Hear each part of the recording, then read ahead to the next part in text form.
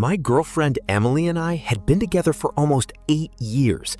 We weren't one of those toxic on and off couples either. We built a life together, shared apartment, shared routines, shared future. At least, that's what I thought. About 3 weeks ago, my friend Ryan called me late at night sounding weirdly serious. He told me he needed to see me in person, no explanations. When I got there, another friend, Chris, was already sitting in Ryan's living room looking pale as hell. That's when Ryan said, "Man, we found something involving Emily." At first I thought maybe she got arrested or was hurt or something. I had no idea my entire life was about to detonate. Apparently, Chris had been scrolling through some niche adult site when he randomly came across a video featuring a woman who looked exactly like Emily. First he thought it was just someone similar. Then he saw her face clearly. Then he recognized her tattoo. Then he called Ryan. And now they were both staring at me like someone had died. I remember laughing nervously because my brain genuinely refused to process it. I said something like, no chance, you're wrong." Ryan quietly opened the laptop, and there she was. The video started immediately. No intro, no hiding faces, nothing blurry. Just Emily with another guy. I think I watched maybe 15 seconds before I physically threw up. Not metaphorically. I literally ran to Ryan's bathroom and puked. That moment did something to me mentally. The next day, Emily finally came out of whatever mental state she'd fallen into. According to her parents, she was conscious, stable, talking normally again, but completely shattered emotionally. That's also when things got even more complicated, because Emily claimed the video had been recorded without her consent. Her family immediately contacted cybercrime investigators and reported it. At that point, the situation stopped feeling like a normal breakup and started feeling like some nightmare nobody knew how to handle. Her older sister, Sophie, became the middle person between us because Emily was apparently too ashamed to even speak to me directly. Sophie called me and explained everything carefully. Emily was staying with her parents for now. Doctors believe the breakdown was caused by extreme stress mixed with our fight. No history of serious mental illness, no drugs, no violence, just complete psychological collapse. Then Sophie asked me the question I'd been avoiding myself. Are you really ending things with her? And honestly, I didn't know. The next morning, I woke up on the floor beside Emily's bed with one of the worst headaches of my life. For a few seconds, I forgot where I was. Then everything came rushing back. The cheating, the video, the breakdowns, the knife, all of it. I walked into the kitchen and found Sophie making coffee while her mom slept on the couch nearby. Nobody looked healthy anymore. This entire situation was destroying everyone involved. That's when Sophie finally admitted something important. This wasn't Emily's first breakdown.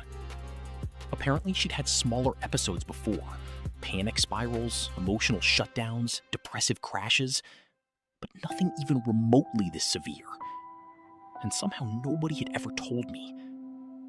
That bothered me more than I expected. Not because mental illness scared me.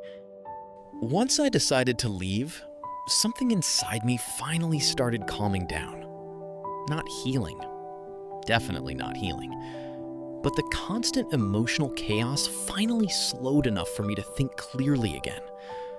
I informed Emily's family that I was moving away permanently and that I could no longer be responsible for her care.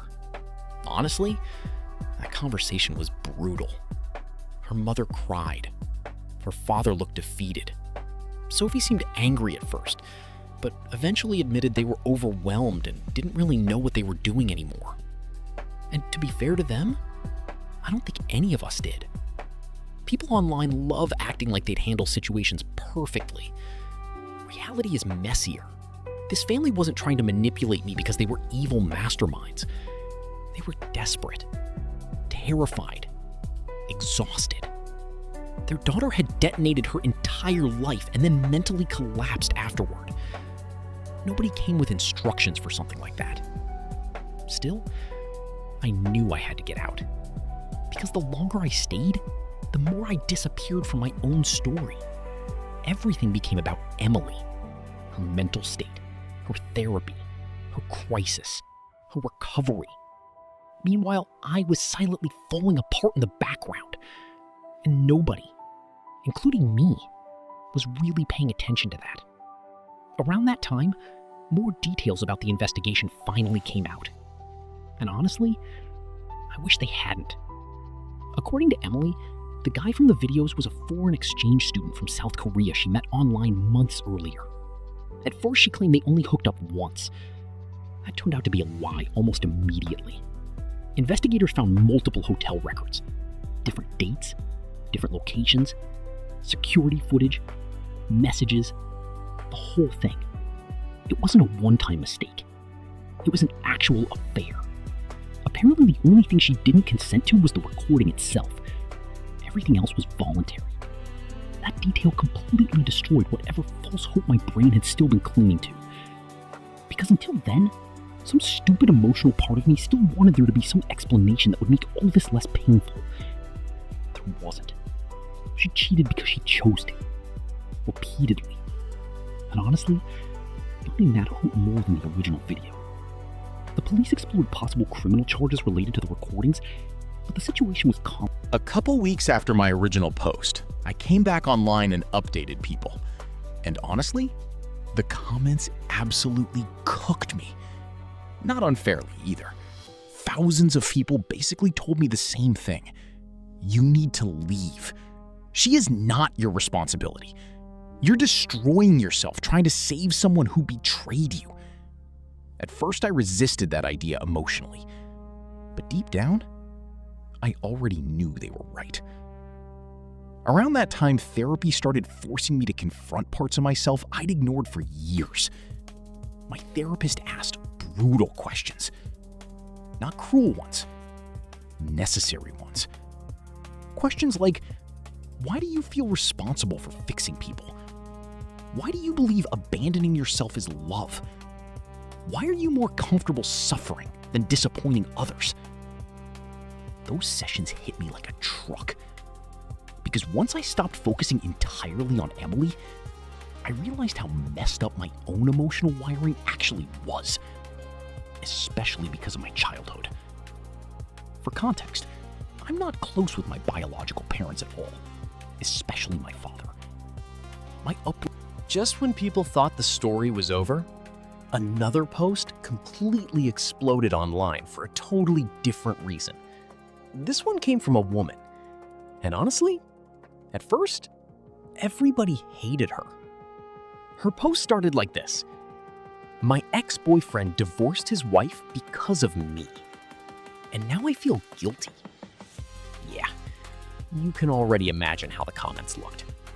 According to her, they first met back in high school. They liked each other immediately. Like, intensely. The kind of connection where everyone around you can tell something's there. After both stories blew up online, the comments became an absolute battlefield. And honestly, some of the arguments were more intense than the stories themselves. Under the first story, the cheating one, most people agreed on one thing immediately. The relationship was dead the second the affair became real. Not just because of the cheating itself, but because of everything that came after. The emotional collapse, the family pressure, the guilt, the manipulation, the impossible situation he got dragged into. A lot of people focused on the same point. You cannot heal from betrayal while simultaneously becoming the emotional caretaker of the person who betrayed you. And honestly, that line hit hard. Because that's exactly what happened to him. Instead of processing his own trauma, he got absorbed into managing hers. Some commenters were sympathetic toward Emily because of the illegal recordings and mental breakdowns. Others had absolutely zero sympathy, especially after it came out the affair happened multiple times. One comment that got massively upvoted said, she didn't break down because she cheated. She broke down because she got caught. Brutal. But thousands of people agreed. Another person wrote, "People keep acting like mental illness erases accountability.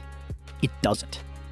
And that started another giant debate, because some people argued her psychological collapse was genuine and serious.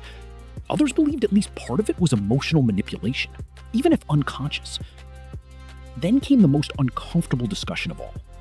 Can someone be both a victim and a bad person at the same time? Because technically, Emily was a victim regarding the illegal recordings, but she was also the person who destroyed an 8-year relationship through repeated cheating. And the internet absolutely could not agree on how to handle that combination. Some people tried. And honestly, after reading both of these stories, one thing becomes painfully obvious. Relationships don't usually collapse in one single moment.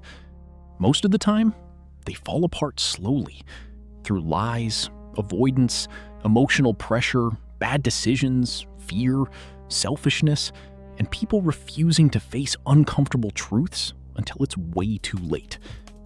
In the first story, a man lost the person he thought he'd spend his entire life with, not only because she cheated, but because the betrayal poisoned everything around them: their future, their families, even their memories. And the hardest part? He still loved her while walking away. That's real life sometimes. Love doesn't magically disappear the second somebody hurts you. In the second story, another relationship collapsed because two people built a marriage on pressure, fear, and unresolved feelings from the past. And once again, everybody got hurt. That's probably the biggest lesson from both stories. Ignoring problems doesn't make them disappear.